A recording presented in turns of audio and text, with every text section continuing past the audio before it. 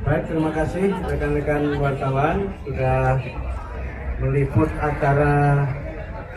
upacara dalam rangka Hari Guru Nasional dan juga sudah berkenan untuk kita berbagi informasi. Silakan kalau ada yang mau ditanyakan terkait dengan acara hari ini. Terkait sertifikasi tadi yang ada 3 prioritas, salah satu yang pertama disebutkan bahwa Kementerian akan meningkatkan kompetensinya itu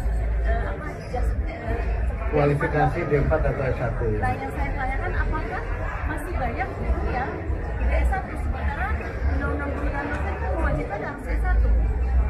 Ya, itu yang tadi saya sampaikan bahwa masih banyak guru yang belum berpendidikan D4 atau S1. Dan ini memang kita lihat sebagai sebuah realitas di mana memang banyak guru yang, mohon maaf, menjadi guru itu tidak dengan perencanaan. Banyak guru yang pada awalnya mungkin mengajar karena mengisi waktu atau karena alasan-alasan lain mereka menjadi guru, sehingga kualifikasi khususnya kualifikasi D4 atau S1-nya belum terpenuhi. Yang kedua juga memang karena ada beberapa kendala tertentu mengapa sebagian dari guru kita ini belum berpendidikan D4 atau S1.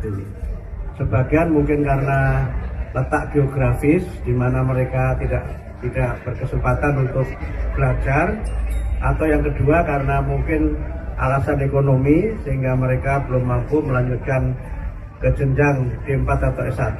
Sebagian mungkin juga karena alasan keluarga, tapi kita belum tahu. Ya, intinya kami berusaha untuk pemenuhan kualifikasi D4 atau S1 sebagai amanat Undang-Undang Guru dan Dosen yang kalau kita lihat itu kan sudah hampir 20 tahun yang lalu kan, undang-undangnya tahun 2005, sekarang 2024 sudah 19 tahun yang lalu, tapi pemenuhannya memang belum terjadi. Mudah-mudahan pada mulai tahun ini kami berusaha untuk secara bertahap memberikan kesempatan kepada para guru untuk nanti dapat melanjutkan D4 atau S1. Skemanya bagaimana, jumlahnya berapa, nanti kami akan sampaikan berikut, nanti bisa dijelaskan oleh Bu Dirjen Guru. Tentu semuanya akan mengikuti kemampuan anggaran yang kita miliki, dan kami juga berusaha untuk dalam pemenuhannya nanti akan bekerja sama dengan instansi-instansi yang terkait. Ada berapa jumlah yang tidak S1? Berapa, Bu? Ada sekitar 295.000 guru yang belum D4 atau S1. Jenjang apa aja? Yang paling besar Oke ya, baik. Silakan, ada lagi yang lain? Pak, terkait dengan penghapusan zonasi, Pak, bagaimana prosesnya sampai saat ini? Oh, zonasi sekarang masih dalam proses pengkajian, dan kami sudah 3 kali melakukan pengkajian mengenai zonasi. Pertama, kami mengundang para kepala dinas pendidikan seluruh Indonesia. Kemudian yang kedua, kami mengundang para pakar untuk melakukan pengkajian. Dan yang ketiga juga kami meminta masukan dari organisasi-organisasi masyarakat yang menyelenggarakan pendidikan maupun organisasi profesi. Sekarang masih dalam proses pengkajian. Mudah-mudahan pada bulan Februari sudah bisa kita umumkan, sehingga pada tahun ajaran baru 2025-2026 sistem zonasi yang kita lakukan berdasarkan masukan dan evaluasi itu nanti akan dapat kami terapkan. Pak, kita belum ada keputusan apakah kita akan melanjutkan seperti skema sekarang, atau misalnya menghapuskan sama sekali, atau melanjutkan dengan beberapa penyempurnaan. Itu semua nanti berdasarkan hasil kajian yang sekarang sedang kami selenggarakan.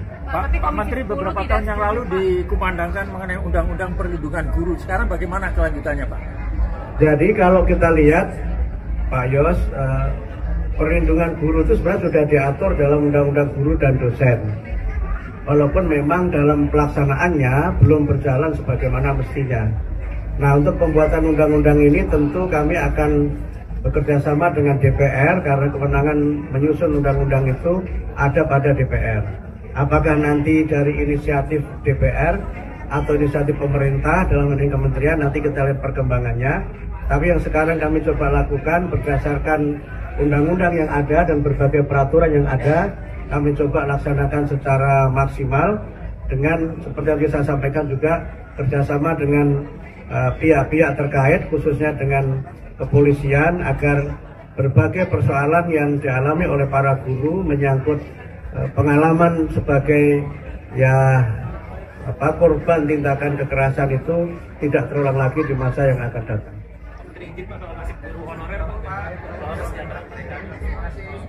Guru honorer itu kan kita sebutnya sebagai guru non ASN ya, yang kalau dalam skema kita tahun ini, yang insya Allah nanti akan ada 600 sekian ribu guru yang akan mendapatkan peningkatan kesejahteraan melalui sertifikasi. Kami ingin jelaskan lagi ya, karena yang muncul di berita adalah kami akan menaikkan gaji. Mohon maaf, kementerian tidak punya kewenangan menaikkan gaji guru, kewenangannya ada pada kementerian lain. Yang kami lakukan adalah meningkatkan kesejahteraan guru melalui sertifikasi. Dan sertifikasi itu bisa kita berikan kalau guru-guru lulus PPG. Nah, dengan sertifikasi itu, insya Allah kesejahteraan mereka akan meningkat, baik guru-guru yang ASN maupun guru-guru yang non ASN. Jadi clear ya, begitu ya. Jadi meningkatkannya melalui sertifikasi, bukan menaikkan gaji, karena gaji itu bukan wewenang dari kementerian. Tapi kan kuotanya terbatas, Bro. Ya bertahap.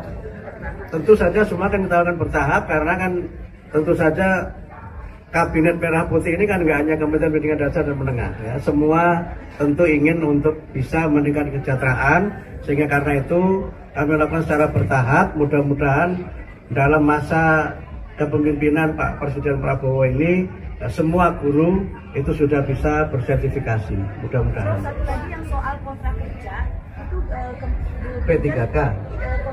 Bu Dirjen sempat mengajukan ke Kementerian Pan-RB untuk memperpanjang, jadi tidak hanya sebatas 5 tahun. Itu bagaimana prosesnya? Bahwa silakan begitu. Ya, sampai saat ini tetap kontrak. Ya, apakah akan sampai batas usia pensiun atau tidak? Tapi yang pasti perpanjangan kontrak itu terus dilakukan jika guru yang bersangkutan memenuhi kompetensi. Kalau dia sudah ASN kan dia harus dinilai kompetensinya. Kalau minimal baik dia bisa diperpanjang terus sampai batas usia pensiun. Tapi ada syaratnya, yaitu penilaian kinerjanya harus baik.